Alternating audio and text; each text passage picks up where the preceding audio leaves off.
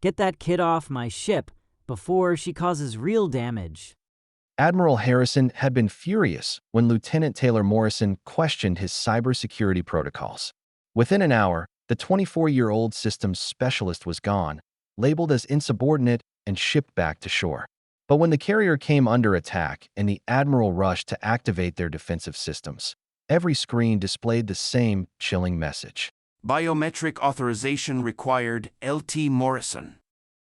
The young woman he dismissed as inexperienced had quietly integrated her personal security protocols into every critical system.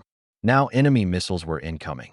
The ship was defenseless, and the only person who could unlock their weapons was the lieutenant he'd just humiliated and banished from the fleet. If stories about unrecognized talent and quiet brilliance resonate with you, please hit that subscribe button. Sometimes the most important voices are the ones being silenced. Lieutenant Taylor Morrison had joined the USS Constellation's cybersecurity division with credentials that should have impressed anyone who understood modern naval warfare.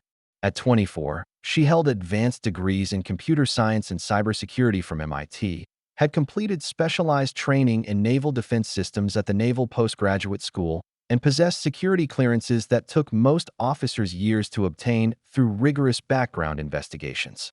But aboard the Constellation, her age and appearance seemed to matter more than her qualifications or demonstrated expertise in an increasingly digital battlefield. The carrier was Admiral Harrison's domain, and he ran it according to principles developed during decades of naval service that predated modern cyber warfare and the integration of computer systems into every aspect of naval operations. Harrison was old-school Navy, a man who had climbed the ranks through traditional channels during an era when naval combat was primarily about ship-to-ship engagements and aircraft carrier operations. He believed that experience trumped education every time, and he looked at Taylor and saw a college graduate playing with computers, not a naval officer capable of understanding the complexities of maritime warfare and the delicate balance of ship operations that kept thousands of sailors alive. Taylor's first week aboard the Constellation had been a series of mounting frustrations that tested her patience and professional resolve in ways that her academic preparation had not anticipated. Her suggestions for updating the ship's cybersecurity protocols were dismissed as theoretical nonsense from someone who had never faced real combat or understood the practical limitations of implementing new systems aboard an operational warship. Her warnings about vulnerabilities in their defense systems were labeled as academic paranoia that showed a fundamental misunderstanding of naval operations and the proven track record of existing security measures.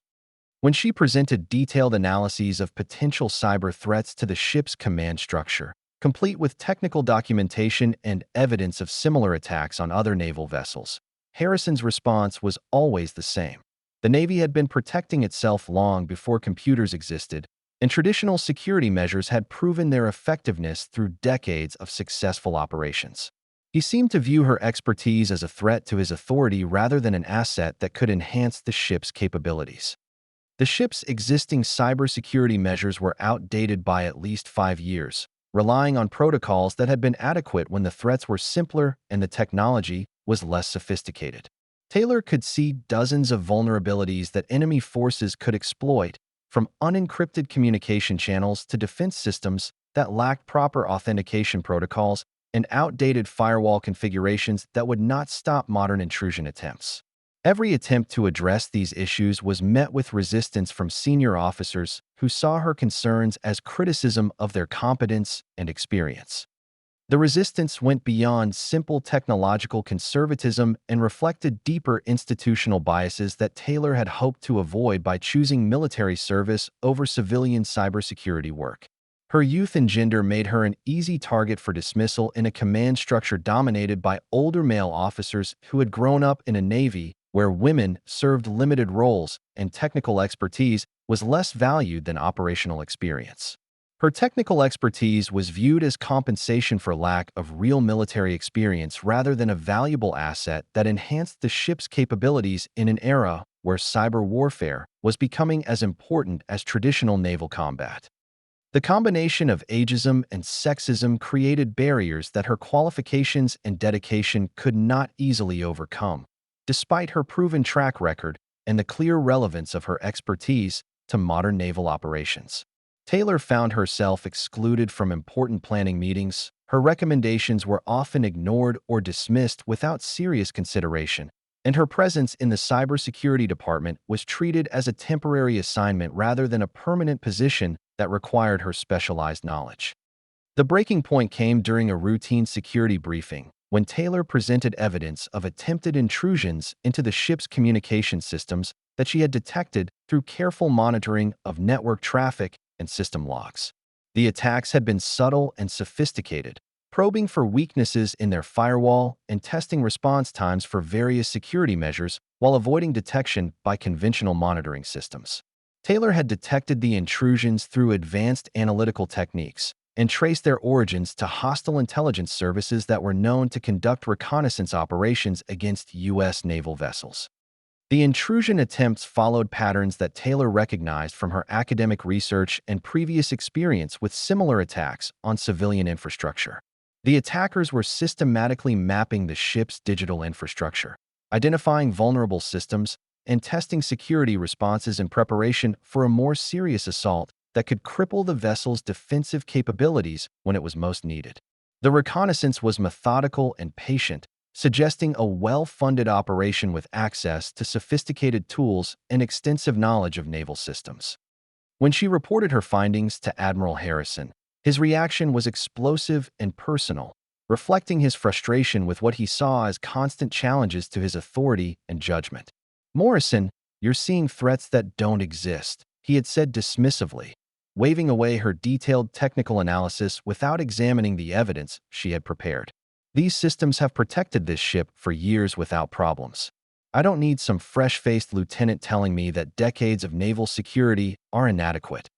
But Taylor had persisted, explaining that the attempted intrusions represented sophisticated reconnaissance that typically preceded more serious attacks designed to disable defensive systems during actual combat operations.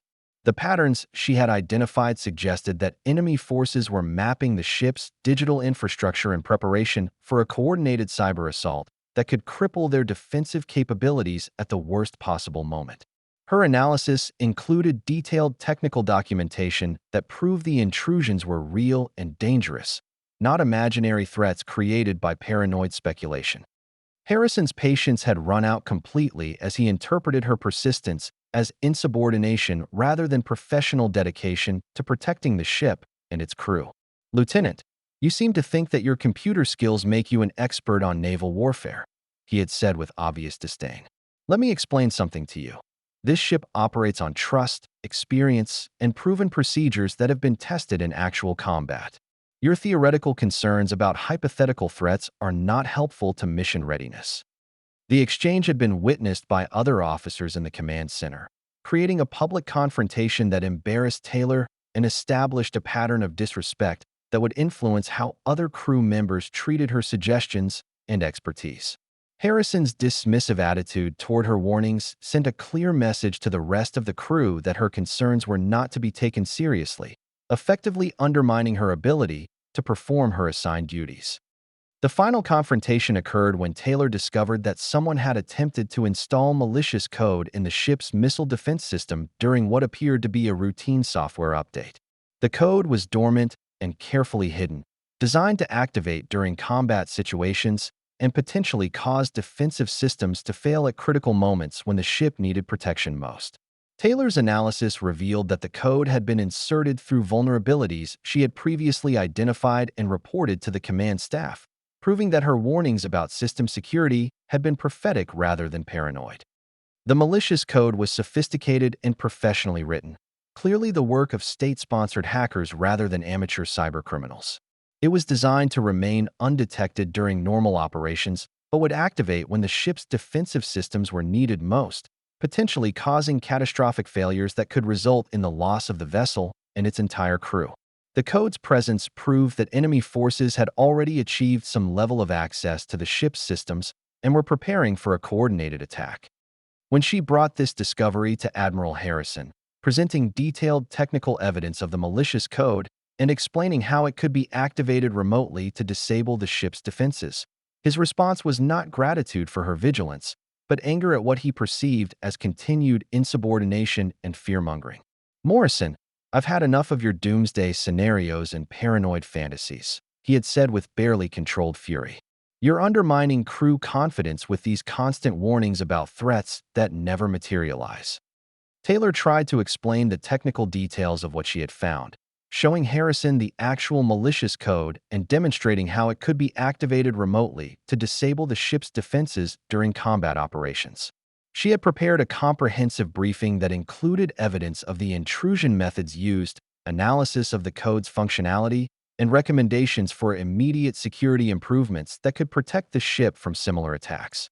But Harrison cut her off before she could complete her explanation, his mind already made up about her fate aboard his ship. "I don't want to hear another word about cyber threats, system vulnerabilities, or any other computer nonsense," Harrison had declared with finality. "You're transferring off this ship immediately. Pack your gear and report to the helicopter pad in 2 hours." The dismissal was swift and humiliating, witnessed by other officers who watched as Harrison publicly dressed down the young lieutenant for what he characterized as persistent insubordination and failure to respect the chain of command. Taylor was given 2 hours to pack her belongings and report to the helicopter pad for transport back to the naval base, a timeline that barely allowed her to gather her personal items and complete the security protocols she felt were necessary to protect the ship in her absence. As she gathered her personal items from the cybersecurity office, Taylor made one final attempt to secure the ship's systems by implementing emergency protocols she had been developing in response to the security vulnerabilities she had identified. The protocols were designed to prevent unauthorized access to critical systems in the event of a cyber attack or security breach, creating multiple layers of protection that would make it extremely difficult for enemy forces to disable the ship's defensive capabilities. Taylor embedded her biometric signature and personal authorization codes into the most sensitive defense systems, creating multiple layers of security that would require her specific clearance to bypass. She told herself it was a temporary measure to protect the ship until proper security updates could be implemented by whoever replaced her, but she knew that the complexity of the systems meant that removing her security protocols would require extensive technical knowledge and significant time. The process of implementing the security protocols had taken her most of the 2 hours she had been given to pack, requiring her to access dozens of different systems and install biometric locks and authorization requirements that would prevent unauthorized access while maintaining operational capability for legitimate users. The complexity of the systems required careful programming to ensure that security measures didn't interfere with normal operations while providing maximum protection against cyber attacks. Her modifications went far beyond simple password protection or user authentication, incorporating advanced biometric security, multi-factor authentication, and encrypted communication protocols that would make it virtually impossible for enemy hackers to gain unauthorized access to critical systems. Taylor had implemented multi-factor security that required biometric confirmation, personal authorization codes, and physical presence at specific terminals, creating a security system that was unprecedented in its sophistication and effectiveness. But as Taylor packed the last of her belongings, she realized that her emergency protocols had become more comprehensive than she had initially intended, extending into virtually every critical system on the ship. Her security codes were now integrated into missile defense systems, navigation computers, communication arrays, and weapons platforms, creating the most secure naval vessel in the fleet, while also making herself indispensable to its operation in ways that could create serious problems for the crew. The system was designed to prevent remote hacking and ensure that only authorized personnel could access critical functions, but the authorization requirements were tied specifically to her personal credentials in ways that could not be easily changed or bypassed. The security was so comprehensive that removing it would require either her personal involvement or extensive reprogramming that could take weeks to complete safely. The helicopter ride back to shore gave Taylor time to reflect on her brief service aboard the Constellation and the circumstances that had led to her dismissal from what should have been the opportunity of a lifetime. She had joined the Navy with dreams of using her technical skills to protect American interests and serve her country in meaningful ways, following in the footsteps of family members who had served with distinction in previous generations. Instead, she had encountered an institutional resistance to innovation that prioritized tradition over security and experience over expertise. As the carrier disappeared behind them, growing smaller until it was just another speck on the vast ocean, Taylor wondered if she had made the right decision in implementing such comprehensive security measures. The protocols she had installed would protect the ship from cyber attacks and prevent the kind of system compromises she had warned about, but they would also create operational challenges for the crew until someone with appropriate clearance could modify or remove them. She hoped that Admiral Harrison would eventually recognize the value of her work and call her back to help manage the system she had created, but she also understood that his pride and the public nature of her dismissal made such a reconciliation unlikely. The Navy's bureaucratic structure and Harrison's personal investment in his decision meant that admitting error would be difficult, even if the consequences of that error became apparent. The irony was not lost on her that the man who had dismissed her expertise might soon need that same expertise to operate the ship he commanded, but Taylor had acted out of genuine concern for the safety of the crew and the security of the vessel, not out of spite or revenge. Her modifications were intended to protect, even if they might cause temporary inconvenience or create operational challenges that would test the crew's patience and adaptability. During the flight, Taylor received several text messages from colleagues aboard the Constellation who had witnessed her dismissal and wanted to express their support and disbelief at Harrison's decision. Many of the younger officers and technical personnel recognized the value of her work and understood that her warnings about cyber threats were based on legitimate security concerns rather than paranoid speculation or academic theorizing. The messages revealed that her dismissal had created significant controversy among the ship's technical staff, many of whom had relied on her expertise and guidance in their own work. Several officers expressed concern about the ship's cybersecurity capabilities without her presence, while others questioned whether Harrison's decision had been based on professional considerations or personal bias. The call came sooner than she had expected, but not for the reasons she had hoped. Taylor was still processing her dismissal in a debriefing room at the naval base, meeting with superior officers who were trying to understand the circumstances that had led to her removal from the Constellation, when alarms began sounding across the facility. Emergency broadcasts reported that the USS Constellation was under attack by enemy aircraft that had approached undetected using advanced stealth technology and electronic warfare capabilities that had allowed them to penetrate the carrier group's defensive perimeter. The attack was coordinated and sophisticated, suggesting extensive intelligence gathering and careful planning that had been conducted over weeks or months by enemy forces with detailed knowledge of the carrier's capabilities and vulnerabilities. The attackers had used exactly the kind of cyber warfare techniques that Taylor had warned about, disabling conventional security systems before launching their kinetic assault on the vulnerable vessel. Within minutes, Taylor's phone was ringing with calls from officers aboard the Constellation who were desperately trying to restore the ship's defensive capabilities.